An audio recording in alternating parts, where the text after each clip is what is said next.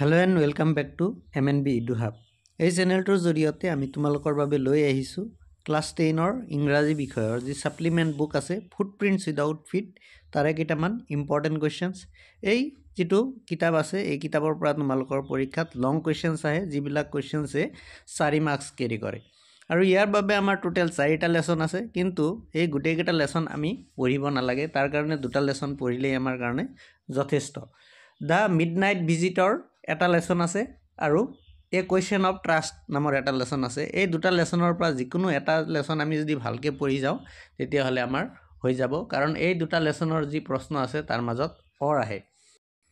তাৰপিছত আমাৰ footprints without fit আৰু দ্য হেক ড্ৰাইভাৰ নামৰ যি লেচন আছে এই 2টা লেচনৰ মাজতো অৰ আহে, মানে এই 2টা লেচনৰ পৰা আমি যিকোনো এটা লেচন ভালদৰে যদি আমি পঢ়ি যাওঁ হৈ যাব।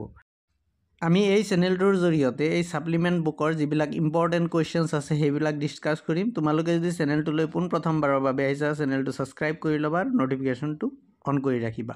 ব'লা আমি ভিডিঅ'টো আৰম্ভ কৰিছোঁ।